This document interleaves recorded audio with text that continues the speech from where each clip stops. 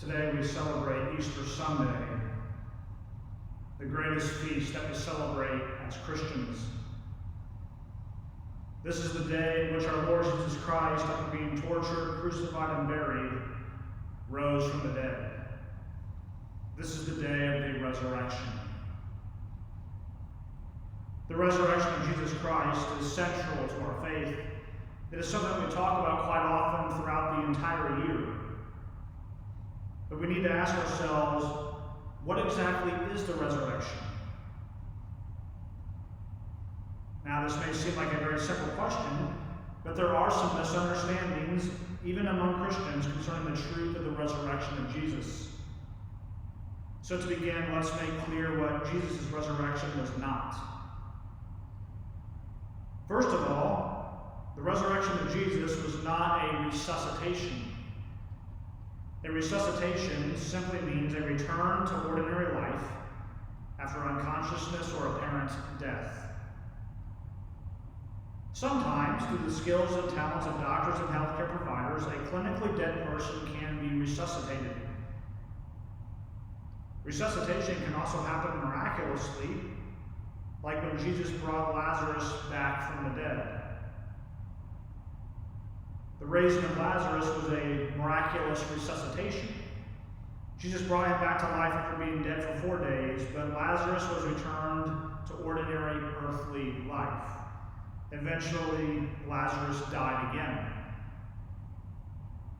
Pope Emeritus Benedict XVI once said, quote, "It must be acknowledged that if in Jesus' resurrection we were simply dealing with the miracle of a resuscitated corpse, it would ultimately be of no concern for us. For it would be no more important than the resuscitation of a clinically dead person to the art of doctors.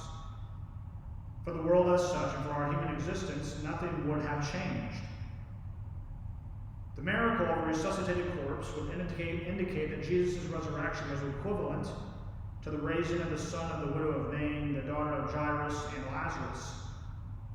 After a more or less short period, these individuals returned to their former lives, and then at a later point, they died definitively." End quote. In summary, if Jesus had experienced a miraculous resuscitation, it would mean that he would have simply been brought back to life and then resumed to live a normal life within the confines of the laws of nature. But this is not the case. Jesus' resurrection was not a resuscitation. Secondly, Jesus' resurrection is not referring to the immortality of his soul. Some people claim that his resurrection from the dead simply means that Jesus' spirit lives on, that he lives within our hearts and souls. Yes, it is true that Christ's soul is immortal, but something actually happened to his body, to his physical body. That tomb was empty on that first Easter Sunday morning. Jesus' resurrection was not referring to his soul living on. So now that we know what Jesus' resurrection was not, what exactly was it? First of all, something happened to his body. He experienced bodily resurrection. In the scriptures, we see very clear evidence for this reality. Jesus ate food after his resurrection. For example, he ate a piece of broiled fish in front of the apostles in the Gospel of Luke. St. Thomas was able to touch the wounds of Christ's physical body after he had risen from the dead. We hear that account in both the Gospel of Luke and the Gospel of John. We also hear that after Jesus rose from the dead, Mary Magdalene touched his feet and worshipped him. That's found in the Gospel of Matthew. Mary Magdalene was able to physically touch his body. When Jesus rose from the dead, his physical body was raised, and it was the same body that had been tortured and crucified. However, even though his body was raised from the dead, and it was his own body, Jesus' resurrection was much different than a resuscitation. After his resurrection, Jesus did not return to ordinary life. Even though his body was alive again, he entered into a completely new mode of existence. His body was glorified. This means that his body now possesses supernatural qualities. His resurrected and glorified body now has the following qualities. His body will never die again. His body is immune to pain, disease, and suffering. Yes, it is true that Jesus left the wounds in his hands, feet, and side. That was left there as a testimony of his love for us. But those wounds on his resurrected body no longer cause him any pain. His body will never grow hungry, thirsty, tired, or have any other physical need ever again. His body can move with the quickness of thought to all places. His body can pass through and penetrate material substances, which basically means that his body is not subject to the laws of nature anymore. And his body radiates beauty and glory. When we think about the reality of his resurrection, about what it really means that his body has been raised, it's quite amazing. And this is exactly what we're celebrating today on this Easter Sunday. There is even more good news. At the end of time, every single one of us will experience a bodily resurrection as well. In the 6th chapter of John's Gospel, Jesus himself promises, "This is the will of the one who sent me, that I should not lose anything of what he gave me, but that I should raise it on the last day." Repeating this truth spoken by Christ himself, the Catechism of the Catholic Church states, quote, "In death, the separation of the soul from the body, the human body decays and the soul goes to meet God, while awaiting its reunion with its glorified body. God in his almighty power will definitively grant incorruptible life to our bodies by reuniting them with our souls through the power of Jesus' resurrection." End quote. Those last few words there are key. Our own bodily resurrections will happen by the power of Jesus Christ. It is his own resurrection that makes ours possible. The resurrection of the body, whether that be Christ's own resurrection or our own resurrection in the future, that is a concept, that is a reality that exceeds our imagination, that exceeds our understanding.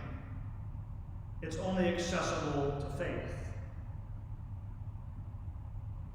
We should not be beating ourselves up for not being able to understand how it works. It's only accessible to faith. We're not going to ever be able to understand in this lifetime how this happens. But we know by faith that it does happen. God, through the church, gives us some more details about our own resurrections. It specifically talks about when we will rise and who will rise. So first of all, when will our resurrections take place? Our resurrections will take place at the last day, at the end of the world, closely associated with Christ's second coming. Just as Jesus himself said, "I will raise them up on the last day." And so, who will rise from the dead on the last day? Well, the simple answer is everyone. Every single person will rise from the dead on the last day. All the dead will rise. Those who have done good to the resurrection of life, and those who have done evil to the resurrection of judgment.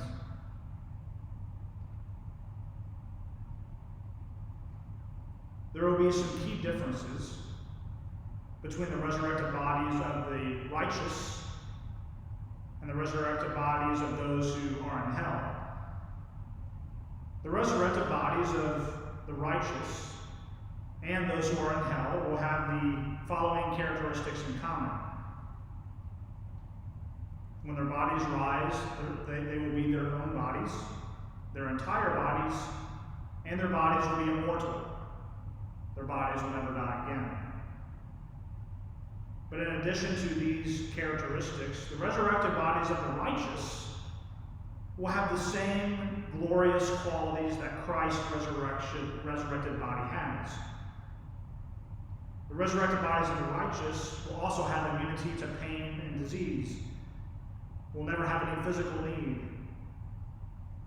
We'll be able to move quickly, as quick as a thought. We'll be able to pass through material substances, and we'll be radiant and beautiful. Like Christ's resurrected body, the resurrected bodies of the righteous will be perfect and free from all defects and deformities, with all those additional supernatural qualities.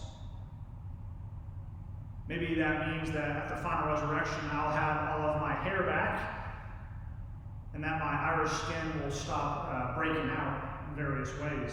I'm quite looking forward to that. The resurrection of the body is amazing. Think about it. The resurrected bodies of the righteous will have those same supernatural qualities that Christ's own resurrected body has. What an amazing thing we have to look forward to. It's okay to be sad that because of the coronavirus pandemic, that this Easter did not have the usual traditions of past years.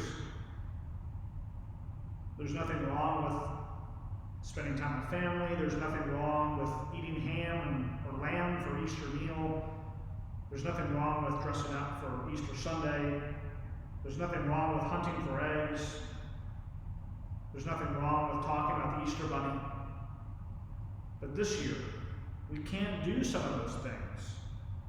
And that means that we have no other option but to celebrate the only reason we celebrate Easter, the resurrection of Jesus Christ from the dead. This is what Easter is all about, celebrating Christ's resurrection, and stemming from that, looking forward to our own resurrections at the end of time. Thank you, Jesus, for these wonderful gifts. We love you very much. Happy Easter.